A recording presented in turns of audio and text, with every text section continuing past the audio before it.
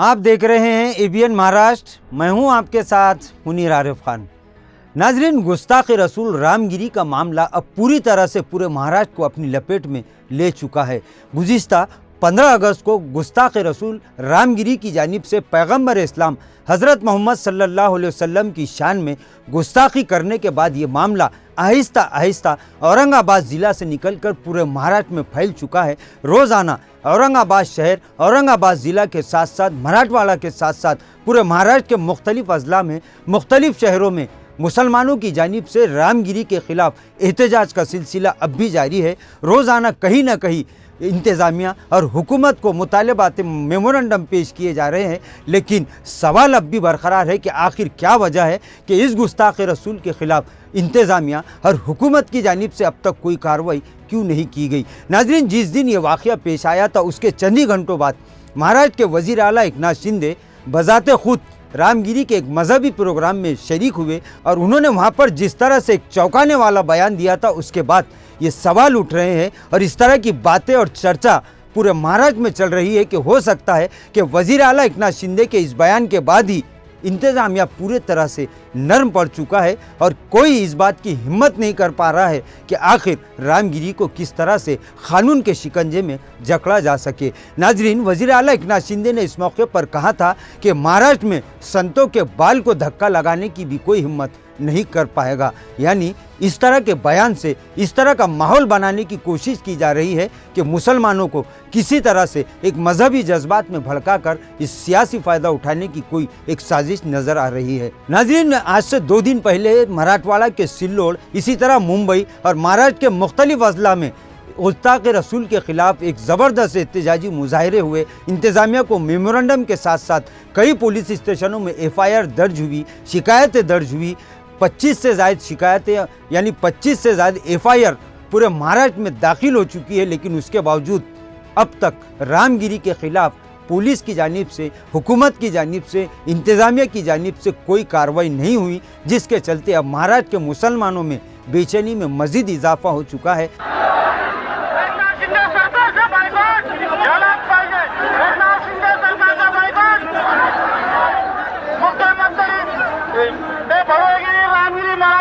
समर्थन करने वाला एकनाथ शिंदे राजीनामा दो, राजीनामा दो, एकनाथ शिंदे राजीनामा दो। महाराष्ट्र सरकार क्या करायचं काय?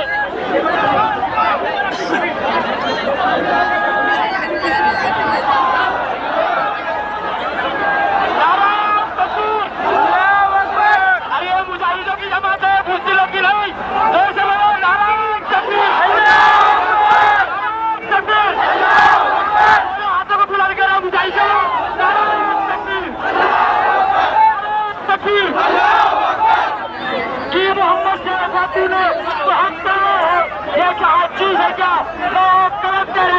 और आहिस्ता आहिस्ता ये मामला अब पूरे महाराष्ट्र को अपनी लपेट में लेता दिखाई दे रहा है। नाजरीन, वज़ीर आला एकनाथ शिंदे के साथ ही सोशल मीडिया पर नायब वज़ीर आला अजीत पवार की रामगिरी के साथ तस्वीरें सोशल मीडिया पर गश्त कर रही है। इसी तरह इसके बाद संजय शिरसाट भी रामगिरी से मुलाकात के लिए उनके आश्रम पहुंच गए और उसके बाद 9 मुंतखबा रुकन पार्लियामेंट संदीपान भुमरे भी इनका आशीर्वाद लेने के लिए रामगिरी के आश्रम पहुंच गए, जिसके बाद मुसलमानों में मजीद बेचैनी बढ़ चुकी है। नाजरीन, वो किससे मिलने जाते हैं, वो क्या करते हैं, ये अलग बात है, लेकिन जहां तक मुसलमानों के मजहबी जज्बात को भड़काने की बात है, तो जिस तरह महाराष्ट्र हुकूमत की ये जिम्मेदारी है कि वो तमामी मज़ाहिब को साथ लेकर चले, जिस तरह के वो इलेक्शन के वक्त, सियासी दुकानें चलाने के वक्त ये ऐलान करते हैं, ये ढिंढोरे पीटते हैं कि हम सबका साथ, सबका विकास चाहते हैं, तमाम मज़ाहिब को लेकर चलना हुकूमत की जिम्मेदारी है, लेकिन जब ये जिम्मेदारी अदा करने का वक्त आता है तो गोया मुसलमानों को एक तरह से किनारे लगाने की ये सारी साजिशें दिखाई दे रही है।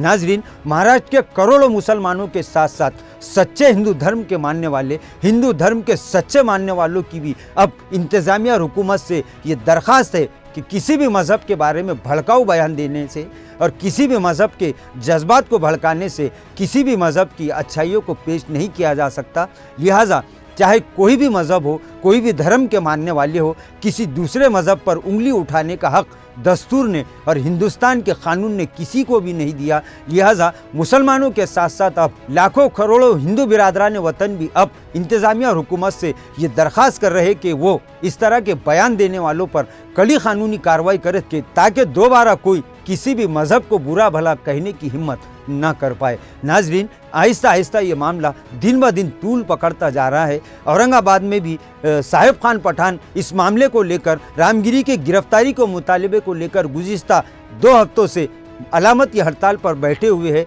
इसी तरह से महाराष्ट्र के मुख्तलिफ अजला से रोज़ाना ये खबरें मिल रही है कि गुस्ताख़ रसूल के ख़िलाफ़ माहौल बढ़ता जा रहा है, उसकी गिरफ्तारी का मुतालबा दिन ब दिन तूल पकड़ता जा रहा है। लिहाजा अब महाराष्ट्र की हुकूमत की यह अव्वलीन जिम्मेदारी है कि अगर वो चाहते हैं कि कानून की बालादस्ती बरकरार रहे, कानून की हुक्मरानी बरकरार रहे, तो फिर कानून के अहकामात को पामाल करने वालों को ज़रूर कानून के शिकंजे में कसना चाहिए। नाज़रीन, सुप्रीम कोर्ट पहले ही इस बात के अहकामात महाराष्ट्र समेत मुल्क की कई रियासतों को दे चुका है कि अगर कोई हीट स्पीच देता है, अगर कोई मजहबी मुनाफरत फैलाने की कोशिश या साजिश करता है, तो उसके खिलाफ किसी शिकायत की ज़रूरत नहीं है, बल्कि कानून को इतने इख्तियारात सुप्रीम कोर्ट ने दे रखे हैं कि वो खुद अपने तौर पर इस मामले पर कार्रवाई ज़रूर कर सकती है। लेकिन उसके बावजूद आखिर क्या वजह है कि मुसलमानों के जज्बात को भड़काने वाले इस रामगिरी के खिलाफ अब तक कोई कानूनी कार्रवाई शुरू नहीं की गई? नाज़रीन, महाराष्ट्र के करोड़ों मुसलमानों के साथ साथ अब लाखों बिरादरान वतन भी इस बात का मुतालबा दोहरा रहे हैं कि जल्द से जल्द इस मामले को कानूनी तरीके से निपट लिया जाए और रामगिरी के खिलाफ कानून के अहकामात के मुताबिक फौरी कार्रवाई की जाए, ताकि ये बात सभी जान सके कि महाराष्ट्र के साथ साथ पूरे मुल्क में हिंदू मुस्लिम इत्तेहाद और गंगा जमनी तहजीब की जो रिवायत है वो हमेशा इसी तरह से बरकरार रहे और किसी को दूसरे मज़हब के बारे में उंगली उठाने की इजाज़त नहीं दी जा सकती। नाजरीन, आज के लिए बस इतना ही। फिर मुलाकात होगी कुछ नई वीडियो के साथ। तब तक के लिए हमें इजाज़त दीजिए। अल्लाह हाफिज़।